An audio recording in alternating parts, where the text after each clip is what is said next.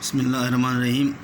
Class 9 federal بورڈوں کے حوالے سے مضمون اسلامیات لیکچر 6 سورہ انفال آیت 29 تا 37 مشقی سوالات۔ اس سے پہلے ہم نے آیات کا ترجمہ اور تشریح کی تھی اور مشقی سوالات ہمارے رہ گئے تھے، تو مشقی سوالات ہم کرنے جا رہے ہیں، اس کی ریویژن کرنے جا رہے ہیں۔ سوالات دیکھ لیں کہ جو اس لیسن کے اندر سوالات تھے۔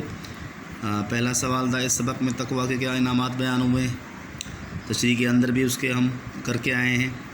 وَإِذْ يَمْكُرُ بِكَ الَّذِينَ كَفَرُوا میں کس واقعے کی طرف اشارہ ہے؟ کفار کے مطالبے کے باوجود اللہ تعالیٰ نے ان پر عذاب کیوں نازل نہ کیا؟ تو پہلا سوال کیا ہے، اس سبق میں تقویٰ کے کیا انعامات بیان ہوئے ہیں، پہلا سوال یہ ہے۔ اور دوسرا سوال یہ ہے وَإِذْ يَمْكُرُ بِكَ الَّذِينَ كَفَرُوا میں کس واقعے کی طرف اشارہ ہے؟ اور تیسرا سوال ہے کفار کے مطالبے کے باوجود اللہ تعالیٰ نے ان پر عذاب کیوں نازل نہ کیا؟ تو یہ پہلا سوال تقویٰ کے حوالے سے، یعنی اس میں پہلی تقویٰ کی تعریف آ جائے گی کہ تقویٰ کس کو کہتے ہیں۔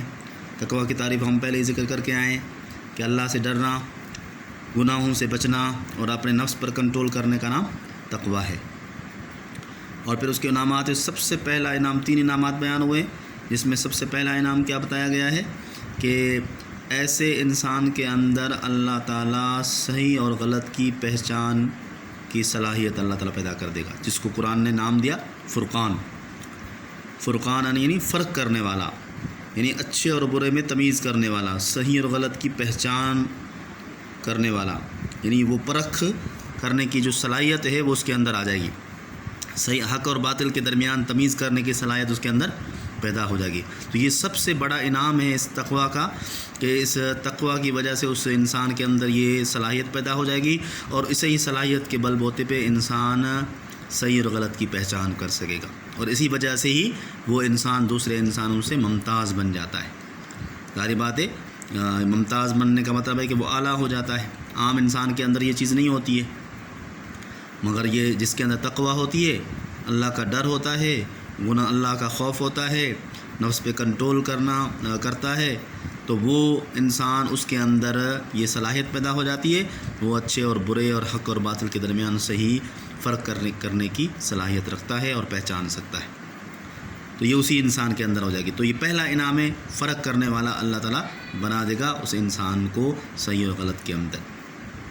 اور پھر دوسرا انعام کیا ہے، وہ چیز ہم نے ذکر کی کہ گناہوں کو مٹا دیتا ہے اللہ تعالیٰ گناہوں کو مٹا دیتا ہے، اور اس کے مٹانے کے ساتھ ساتھ اللہ تعالیٰ اس کی جگہ پہ نیکیاں لکھ دیتا ہے۔ اور تیسرا انعام جو ہے وہ بیان کیا کہ اللہ تعالیٰ اس کو معاف بھی کر دیتا ہے، اللہ تعالیٰ اس کے گناہوں کو مٹا بھی دیتا ہے، اور تیسرا انعام یہ ہے کہ ان کے گناہوں کی بخشش ہو جاتی ہے، اللہ تعالیٰ معاف کر دیتا ہے۔ تو ایک ہے گناہوں کا مٹانا کہ اللہ تعالیٰ مٹا دیتا ہے، اب مٹانے کے بعد ضروری نہیں کہ اللہ تعالیٰ اس کو معاف بھی کر دے، مگر تیسرا انعام یہ بتایا کہ اللہ تعالیٰ اس کو معاف بھی کر دیتا ہے، تو مٹاتا بھی ہے اور معاف بھی کرتا ہے۔ تو یہ اللہ کی رحمت سے وابستہ ہے کہ اللہ کی رحمت کی وجہ سے انسان کے وہ گناہ بھی مٹا دی جاتے ہیں، اور وہ اس کی بخشش اور معافی بھی ہو جاتی ہے۔ اسی طرح سے دوسرا سوال کیا ہے، وَإِذْ يَمْكُرُ بِكَ الَّذِينَ كَفَرُوا میں کس واقعے کی طرف اشارہ ہے؟ وَإِذْ يَمْكُرُ بِكَ الَّذِينَ كَفَرُوا، اب یہ آیت ہے جس کا ذکر ہم پہلے بھی کر کے آئے ہیں کہ اس کا تھوڑا ترجمہ اگر آپ غور کریں گے تو اس میں آپ کو یہ نظر آئے گا کہ جب کفار تمہارے بارے میں چال چل رہے تھے، تو اس میں واقعے کی طرف، اس میں کس واقعے کی طرف اشارہ ہے؟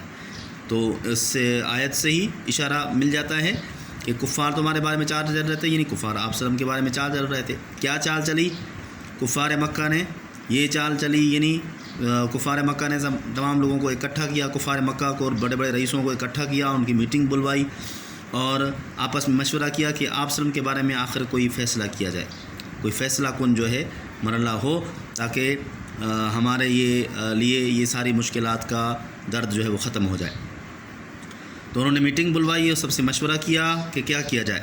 تو تمام لوگ کفار مکہ کے بڑے بڑے رئیس آئے اور انہوں نے مشورہ دیا، کسی نے کہا کہ ان کو قتل کر دیا جائے، کسی نے کہا ان کو قید کر لیا جائے، کسی نے کہا ان کو مکہ سے نکال دیا جائے، مگر کسی پر بھی اتفاق نہیں ہوا سوائے اس بات کے کہ کفار مکہ نے اس بات پہ اتفاق کیا کہ نعوذ باللہ آپ وسلم کو قتل کر دیا جائے۔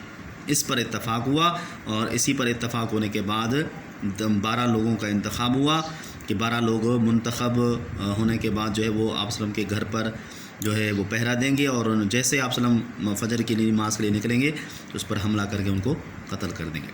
تو یہ ساری سازش ہوئی، اور اس سازش کو اللہ تعالیٰ نے آپ صلی اللہ علیہ وسلم کو باخبر کر دیا اس سے، اور تیاری کرنے کا حکم دیا، اور حکم دیا کہ یہاں سے اب ہجرت کر کے مدینہ چلے جائیں۔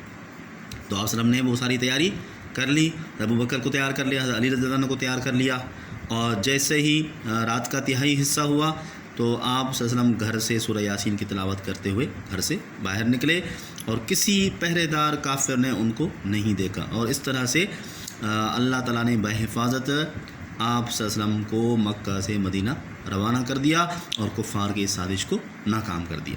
تو یہ سارا معاملہ ہوا جو ہم آیات کے اندر بھی کر کے آئے ہیں۔ اور تیسرا سوال جو ہے، کفار کے مطالبے کے باوجود اللہ تعالیٰ نے ان پر عذاب کیوں نازل نہ کیا؟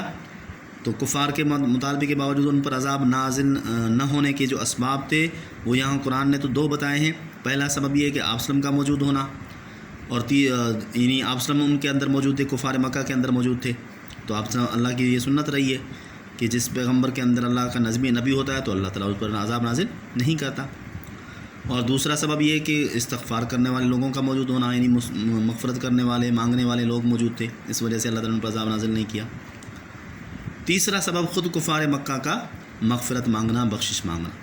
تو اسی چیز کی وجہ سے یہ اسباب تھے، یہ 3 اسباب تھے کہ جو اللہ تعالیٰ نے ان کفار مکہ پر عذاب نازل نہیں کیا۔ اور یہ 3 سوال آپ دیکھیں کہ ان تینوں سوالوں کو ہم نے یہاں پہ لکھا بھی ہے، کہ اس کو بھی آپ دیکھ سکتے ہیں کہ کفار مکہ، یعنی یہ 3 جو چیزیں تھیں، سوال تھے تینوں، کہ دیکھیں تقوی اور اس کے انعامات۔ تقوی کہتے ہیں اللہ تعالیٰ سے ڈرنے کو، گناہوں سے بچنے کو، اپنے نفس پر کنٹرول کرنے کا نام تقوی ہے۔ تقوی کا پہلا انعام یہ ہے کہ فرق کرنے کی صلاحیت کا پیدا ہونا، یعنی ایسے انسان کے اندر اللہ تعالیٰ اچھے اور برے کی تمیز کرنے کی صلاحیت پیدا کرتا ہے، حق اور باطل کو پہچان سکتا ہے۔ یہ صلاحیت صرف تقوی والے کو کے اندر ہوتی ہے۔ دوسرا انعام گناہوں کا مٹانا، اللہ تعالیٰ تقوی کی وجہ سے انسان کے صغیرہ گناہ مٹا دیتا ہے اور ان کے بدلے نیکیاں لکھ دیتا ہے۔ اور تیسرا اللہ تعالیٰ انعام گناہوں کی معافی و بخشش ہے۔ اس طرح اللہ تعالیٰ متقی شخص کو معاف بھی کر دیتا ہے۔ یہ اللہ تعالیٰ کی رحمت سے وابستہ ہے کہ گناہوں کو مٹا بھی دیتا ہے اور ساتھ میں معاف بھی کر دیتا ہے۔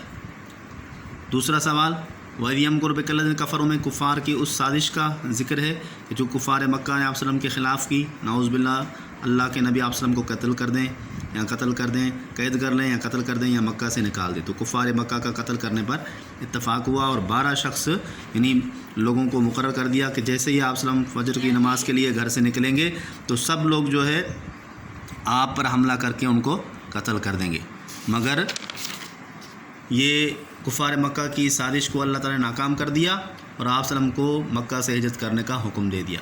چنانچہ آپ صلی اللہ علیہ وسلم نے ہجرت حضرت ابو بکر کو تیار کیا، اور حضرت علی رضی اللہ عنہ کو اپنے گھر پر رہنے کا اور لوگوں کو امانتیں لوٹانے کا حکم دیا۔ اس طرح آپ صلی اللہ علیہ وسلم نے مکمل تیاری کر لی۔ جیسے ہی رات کا تہائی حصہ گزرا تو باہر پہرے داروں کی موجودگی میں سورہ یاسین کی تلاوت کرتے ہوئے اپنے گھر سے بحفاظت نکل کر روانہ ہو گئے، اور کسی بھی پہرے دار نے ان کو نہیں دیکھا۔ تو اس طرح اللہ تعالیٰ نے اپنے رسول کی حفاظت کی اور مکہ سے مدینہ بحفاظت روانہ کر دیا، اور کفار مکہ کی سازش کو ناکام کر دیا۔ اس طرح تیسرا سوال جو ہے، کفار مکہ کے اوپر عذاب نہ آنے کے اسباب۔ پہلا سبب آپ صلی اللہ علیہ وسلم کا موجود ہونا، یعنی آپ صلی اللہ علیہ وسلم اس کفار مکہ کے اندر موجود تھے، اور یہ اللہ کی سنت رہی ہے کہ کسی بھی قوم کے اندر پیغمبر موجود ہوتا ہے تو اللہ تعالیٰ اس پر عذاب نازل نہیں کرتا۔ تو یہاں تو آپ صلی اللہ علیہ وسلم موجود تھے تو اللہ تعالیٰ عذاب کیسے نازل کرتا۔ دوسرا سبب استغفار کرنے والے لوگوں کا موجود ہونا، یعنی اللہ کے نبی اگر نہ بھی ہوتے تو اس میں ایسے لوگ تھے جو مغفرت مانگتے ہیں، بخشش مانگتے ہیں، اپنے گناہوں سے توبہ کرتے ہیں، تو ایسے لوگ بھی موجود تھے، ان کی موجودگی میں اللہ تعالیٰ عذاب نازل نہیں کرتا۔ اور تیسرا سبب خود کفار مکہ کا مغفرت مانگنا، بخشش مانگنا۔ کفار مکہ بھی خود آپ یعنی خانہ کعبہ کے اندر جاتے، طواف کرتے تو غفرانک ربنا کے الفاظ کہتے، جس کا مطلب یہ کہ اللہ ہمیں ہمارے گناہوں کو معاف فرما، بخش فرما۔ تو اس طرح سے یہ تینوں سوالات جو تھے وہ ہمارے حل ہو گئے، اور تشریح کے اندر بھی آ گئے اور سوالات کی صورت میں بھی آ گئے۔ اب آپ ان کو کاپی کے اندر جو ہے آپ نے لکھا بھی ہوا ہے تو اس کو دوبارہ سے رپیٹ کیجیے گا، آپ کو اور بھی زیادہ سمجھ آ جائیں گے۔ شکریہ۔